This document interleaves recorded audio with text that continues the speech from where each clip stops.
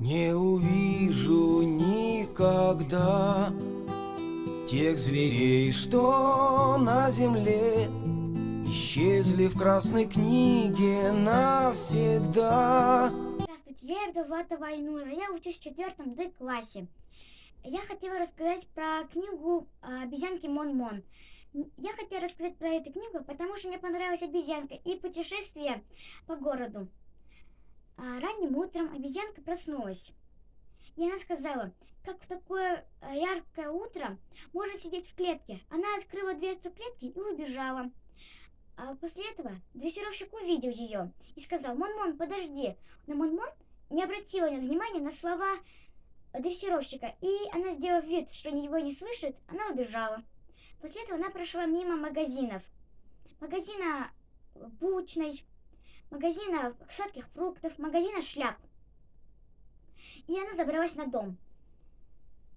Потом некоторые люди увидели ее, и некоторые даже начали кричать, что она на крыше. Один человек позвал полицию, и полиция не смогла ее поймать, потому что вход на крыше не было, и еще обезьянка была слишком быстрой для них.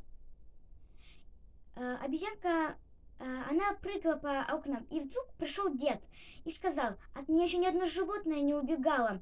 Он бросил в нее веревку, но обезьянка увернулась, потому что она очень быстрая, и она все еще веселилась, бегая по окнам.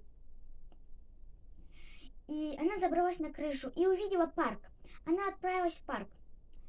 И она хотела показать детям и взрослым свое умение, которое она выучила в цирке. Она начала плясать, шанглировать, и ее дети накормили фруктами. Она настолько сильно наелась, что она очень сильно захотела спать. И она еле-еле шла до цирка. После этого она услышала звуки цирка. Она сказала: «Я где-то эту песню уже слушала. Точно, цирк начинается». Она пробежала в цирк и увидела, что дрессировщик шанглирует. Она вышла на арену и начала сама шанглировать, подобрав мячи.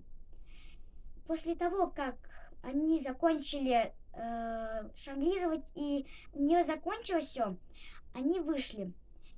И дрессировщик взял ее на руки. А обезьянка Мон-Мон ее обняла его.